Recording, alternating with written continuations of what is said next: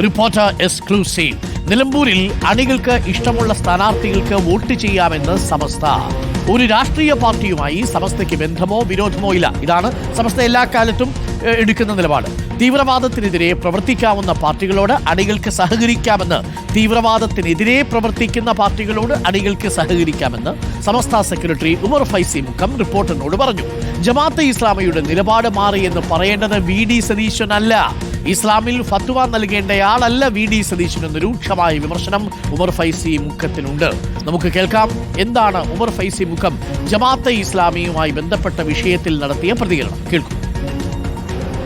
സംസ്ഥാന മുഷാവറ അംഗം ഉമർ ഫൈസി മുക്കം നമുക്കൊപ്പം ചേരുകയാണ്. ഇപ്പം നിലമ്പൂർ ഉപതെരഞ്ഞെടുപ്പ് മറ്റും നടക്കുകയാണ്. ഓരോ പ്രസ്ഥാനങ്ങൾ ഓരോ സംഘടനകൾക്ക് പിന്തുണയൊക്കെ കൊടുക്കുന്നു.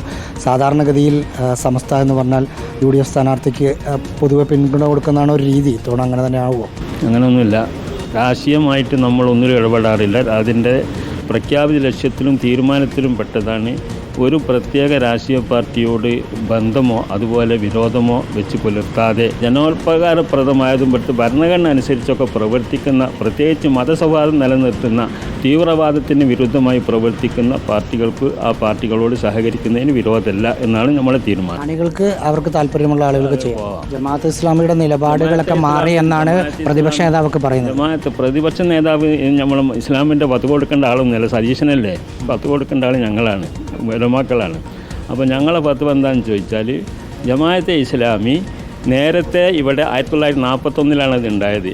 അത് ഇസ്ലാമികമായ പല ആദർശങ്ങൾക്കും വിരുദ്ധമായി വിശ്വസിക്കുകയും പ്രചരിപ്പിക്കുകയും ചെയ്യുന്ന കൂട്ടരാണ്. അതാണ് ഒന്ന്. പിന്നെ അതിൻ്റെ ഒരു ഭാഗമാണ് ഹുക്കൂമത്തെ ഇലായി എന്നുള്ള തീവ്രവാദം. അത് ഇസ്ലാമി ഇപ്പോഴും മുമ്പുണ്ടായിരുന്ന ആ നിലപാടിൽ തന്നെയാണ്, അതിലൊരു മാറ്റവും വന്നിട്ടില്ല എന്നതാണ് സംസ്ഥാന കാഴ്ച. എന്ത് മാറ്റം വന്നാലും ജമാഅത്തെ ഇസ്ലാമിൻ്റെ ആദർശം അബുൽ അഅ്ല മൗദൂദി ഉണ്ടാക്കിയ ഒരുപാട് ഗ്രന്ഥങ്ങളുണ്ട്. അതിലൊക്കെ വളരെ വ്യക്തമായി നിലനിൽക്കുന്നുണ്ട്. അതാണ് ജമാഅത്തെ ഇസ്ലാമി. ആ ജമാഅത്തെ ഇസ്ലാമിനെ ഇവിടെ മുസ്ലിങ്ങളിൽ നാശം ഉണ്ടാക്കാനല്ലാതെ വേറൊന്നിനും പറ്റൂല. ഒരു തീവ്രവാദ സംഘടനയാണ് എന്ന നിലപാടാണോ? തീവ്രവാദ സംഘടനയാണ് എന്നതിൻ്റെ പുറമെ മതപരമായിട്ട് വിരുദ്ധമായി പ്രവർത്തിക്കുന്നതാണ്. മതത്തിൽ പലതും കടത്തിക്കൂട്ടി ഉള്ളതിനെ ഇല്ലാതാക്കിയ ഒരു സംഘടനയാണത്. അതുകൊണ്ട് തന്നെ സമസ്ത നേരത്തെ അതിനെ എതിർത്തു. അപ്പം ഒരു ബൈത്തു സക്കാത്ത് ഉണ്ടാക്കിയാണ്. സക്കാത്ത് പിരിച്ചിട്ട് കുട്ടടിക്കുന്ന പരിപാടി. നിലപാട് വ്യക്തമാക്കുകയായിരുന്നു സമസ്ത മുഷാവറ അംഗമായ ഉമർ ഫൈസി മുക്കം. വീഡിയോ ജേർണലിസ്റ്റ് വിനയനൊപ്പം reporter Rahees Rasheed, in reporter, Thiruvananthapuram. അപ്പോൾ റഹീസ് റഷീദ് നമുക്കൊപ്പം ചേരുന്നുണ്ട്. റഹീസ് റഷീദ്, ജമാഅത്തെ ഇസ്ലാമി നയം മാറ്റി എന്ന പ്രതിപക്ഷ നേതാവിൻ്റെ സ്റ്റേറ്റ്മെൻറ്റിനോടുള്ള പ്രതികരണമാണിത്. ഇത് യഥാർത്ഥത്തിൽ തീരുമാനിക്കേണ്ടത് പ്രതിപക്ഷ നേതാവല്ല എന്നുള്ളത് ഒരു ഭാഗത്ത്. രണ്ടാമത്തത്, ഇതിനോട് കൂട്ടിച്ചേർത്ത് പറയുന്ന ഒരു കാര്യം, തീവ്രവാദ നിലപാടുകൾക്കെതിരെയുള്ളവർക്ക് പാർട്ടി അല്ലെങ്കിൽ സമസ്ത വോട്ട് രേഖപ്പെടുത്തുമെന്നുള്ളതാണ്. സമസ്ത ഏതെങ്കിലും ഒരു പ്രത്യേക വിഭാഗത്തെ പിന്തുണയ്ക്കാൻ തീരുമാനിച്ചിട്ടില്ല. അത് സ്ഥിരമായി പറയുന്നതാണെങ്കിലും ജമാഅത്തെ ഇസ്ലാമിയുമായി ബന്ധപ്പെട്ട് ഉയർന്ന വിവാദത്തിൻ്റെ പശ്ചാത്തലത്തിൽ ജമാഅത്തെ ഇസ്ലാമി നയം മാറ്റി എന്നുള്ള പ്രതിപക്ഷ നേതാവിൻ്റെ സ്റ്റേറ്റ്മെൻറ്റിനെ, പ്രസ്താവനയെ പൂർണ്ണമായും തള്ളുകയാണോ Samastha secretary? Good morning Arun. Samastha മുഷാവറ അംഗമായ ഉമർ ഫൈസിയുടെ വാക്കുകളിൽ രണ്ട് കാര്യങ്ങളാണ് പ്രധാനമായുള്ളത്. അതിൽ നേരത്തെ അരുൺ പറഞ്ഞതുപോലെ രണ്ടും കണക്ട് ചെയ്ത് പറയണം. ഒന്ന്, ആർക്കെങ്കിലും അണികൾക്ക് ഏത് സ്ഥാനാർത്ഥിക്ക് വേണമെങ്കിലും നിലമ്പൂരിൽ വോട്ട് ചെയ്യാം. പക്ഷേ ആ സ്ഥാനാർത്ഥിക്ക് വോട്ട് ചെയ്യുമ്പോൾ തീവ്രവാദ നിലപാട് സ്വീകരിക്കാത്ത രാഷ്ട്രീയ പാർട്ടികൾക്ക് വോട്ട് ചെയ്യാനുള്ള ഒരു കരുതൽ സമസ്തയുടെ അണികളുടെ ഭാഗത്തു നിന്ന് ഉണ്ടാകണം എന്നാണ് ഉമർ ഫൈസി മുക്കം പറയുന്നത്. അതിനകത്ത് തുടക്കത്തിൽ കൃത്യമായി തന്നെ ചോദിക്കുന്നുണ്ട്, പരമ്പരാഗതമായി UDF വോട്ട് ചെയ്യുന്ന ഒരു രീതിയാണല്ലോ സമസ്തയ്ക്ക്, ഇത്തവണയും UDF തന്നെ ആയിരിക്കുമോ വോട്ട് എന്ന ചോദ്യത്തിന് അങ്ങനെയൊന്നുമല്ല എന്ന് പറഞ്ഞതിന് ശേഷമാണ് അണികൾക്ക് ആർക്ക് വേണമെങ്കിലും വോട്ട് ചെയ്യാം, പക്ഷേ ആ വോട്ട് തീവ്രവാദ നിലപാട് സ്വീകരിക്കാത്ത ആളുകൾക്കായിരിക്കണം എന്ന് പറയുന്നത്. അതിനോട് കൂട്ടിച്ചേർത്തിട്ടാണ് ജമാഅത്തെ ഇസ്ലാമിയുടെ രാഷ്ട്രീയ പാർട്ടിയായ വെൽഫെയർ പാർട്ടി നിലമ്പൂരിൽ UDF സ്ഥാനാർത്ഥിയായ ആര്യാടൻ ഷൗക്കത്തിന് പരസ്യമായ പിന്തുണ പ്രഖ്യാപിച്ചിട്ടുണ്ട്. അടുത്ത വരിയായി അദ്ദേഹം പറയുന്നു, തീവ്രവാദ നിലപാടുള്ള രാഷ്ട്രീയ പാർട്ടി സംഘടനയാണ് ജമാഅത്തെ ഇസ്ലാമി. ആ ജമാഅത്തെ ഇസ്ലാമിയോട് തുടക്കത്തിൽ മുതലുള്ള എതിർപ്പ് ഞങ്ങൾക്കുണ്ട്. അതായത് ഇത് രണ്ടും കൂടി കണക്ട് ചെയ്യുകയാണെങ്കിൽ UDF സ്ഥാനാർത്ഥിക്ക് വെൽഫെയർ പാർട്ടിയുടെ പിന്തുണയുണ്ട്.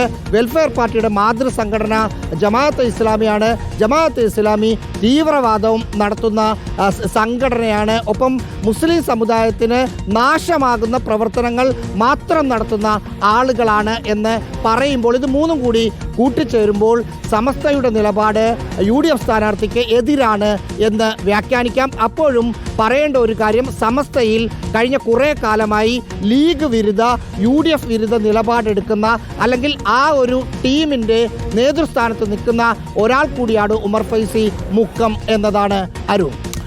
അതാണ് ഇപ്പോൾ സ്റ്റേറ്റ്മെൻറ്റ് വളരെ പ്രധാനപ്പെട്ടതാണ്. ഒരു രാഷ്ട്രീയമായിട്ടുള്ളൊരു പൊളിറ്റിക്കൽ ലൈനാണ് അത് എന്നുള്ളത് നമ്മൾ മനസ്സിലാക്കുന്നു. അതിന് എങ്ങനെയാണ് നിലമ്പൂരിലെ തെരഞ്ഞെടുപ്പിൽ പ്രതിഫലിക്കുക എന്ന് അറിയണമെങ്കിൽ 23-ാം തീയതി വരെ കാത്തിരിക്കേണ്ടതുണ്ട്.